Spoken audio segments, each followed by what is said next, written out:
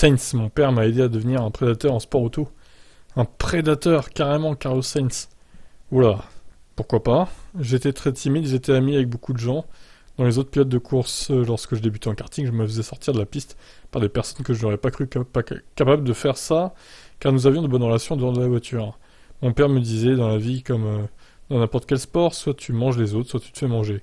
Tu dois être celui qui est dur, car si ce n'est pas le cas, tu seras la proie.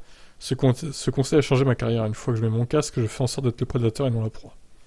Mon père était double champion du monde durant l'âge d'or du rallye, à l'époque où tout le monde suivait la discipline en Europe, c'était énorme. Mais ça signifiait que je ne le voyais pas beaucoup car il était très occupé. Certaines années, il était absent entre 250 et 300 jours par an. J'ai donc grandi sans le voir beaucoup. Lorsque j'ai décidé de me lancer dans le sport auto, je comprenais que ça se ferait au prix d'une pression supplémentaire car tout le monde allait regarder comment le fils de Sainz s'en sortirait.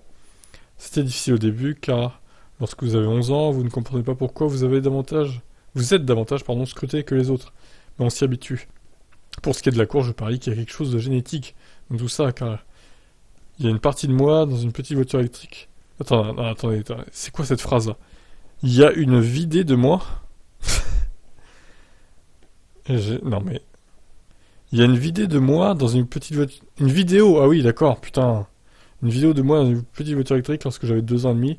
Je faisais des 360 et je prenais les virages à la perfection. Je ne pense pas que mon père m'ait appris cela, mais en voyant cette vidéo, je me dis que quelque chose dans mon corps savait déjà piloter, je suis né pour faire ça. Ah, moi je trouve qu'il se la raconte beaucoup, hein, notre ami Carlos, hein, quand même. Bon là, ça va les chevilles là, putain, t'as rien prouvé mec encore, hein. T'as gagné une course, super, mais bon, grâce à ton écurie, hein. C'est Leclerc qui devait gagner cette course. Ouais, il m'énerve lui, il m'énerve. Bon, allez, je vous laisse commenter, ciao.